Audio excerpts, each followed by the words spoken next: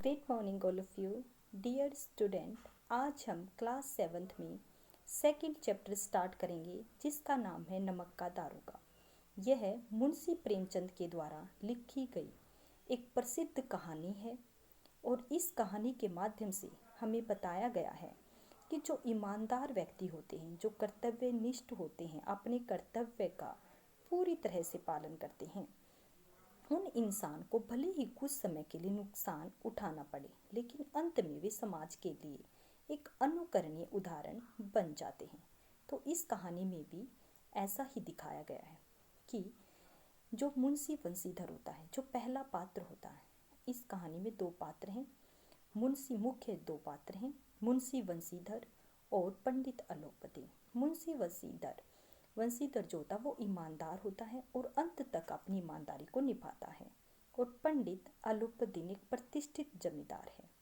वो इतना बड़ा जमींदार है कि सब इंसानों ने उससे कर्ज लिया हुआ है, सब उससे डरते हैं, यानी उसका समाज में दबदबा है। तो आइए स्टार्ट करते हैं। देखिए, चलिए स्टार्ट करते हैं सेकंड चैप्टर नमक का दारोगा। ये चैप्टर जैसे कि हमने बताया, नमक का दारोगा मुंशी प्रेमचंद के द्वारा लिखी गई एक प्रसिद्ध कहानी है। इस कहानी के मुख्य पात्र पंडित अलोपदीन और मुंशी वंशीधर हैं। जो मुंशी वंशीधर होते हैं वो ईमानदार होते हैं और पंडित अलोपदीन एक प्रतिष्ठित जमींदार होते हैं और सब व्यक्ति उनसे डरते हैं, उनका समाज में दबदबा है। देखिए शुरू करते हैं।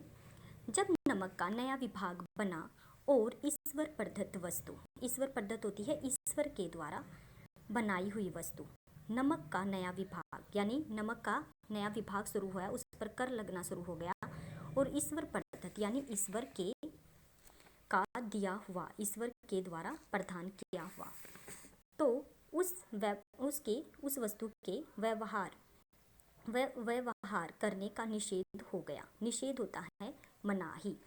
निषेध क्या होता है? मनाही लगा देना, रोक लगा देना। यानी नमक का जब नया विभाग बन गया था तो ईश्वर के द्वारा प्रदान की गई वस्तु होती है नमक, तो उसके व्यापार पर रोक लग गई।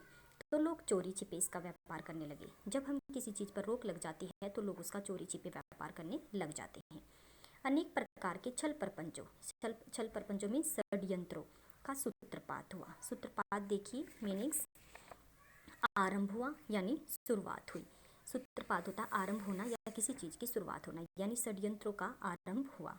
कोई खुद से काम निकालता था तो कोई चालाकी से। अधिकारियों के पोबारा थे। पोबारा मीन्स हर समय वो मौज करते थे क्योंकि ऊपरी आय का ठिकाना न था।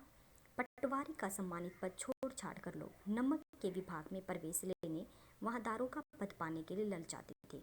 अब बताया गया है कि पटवारी का इतना सम्मानित पद होता है, उसको भी छोड़कर लोग दारोगा बनना चाहते थे नमक के विभाग में, ताकि ऊपरी आय कमा सके। वंशीधर रोजगार की खोज में निकले।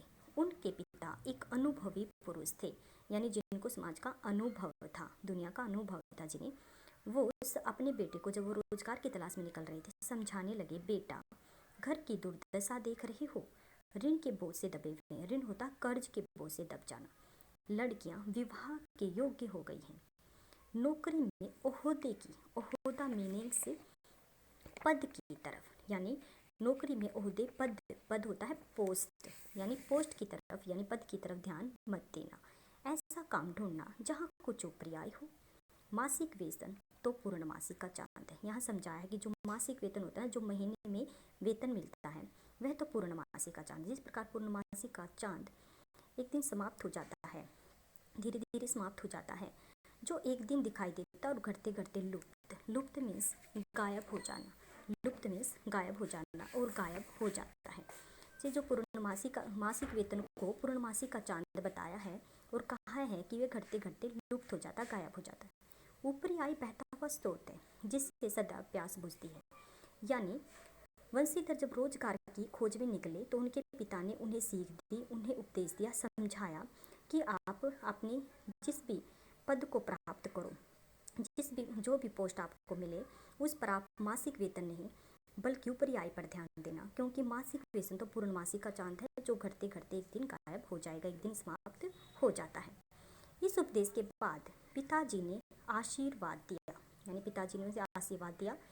वंशीधर आज्ञाकारी पुत्र थे, उन्होंने ये बातें ध्यान से सुनी और घर से चल पड़े। अच्छे शकुन से चले थे। शकुन में शुभ घड़ी, देखिए शकुन में शुभ घड़ी, अच्छी घड़ी से वो वहाँ से चले थे। आज के लिए इतना ही, आगे कल करते हैं। धन्यवाद।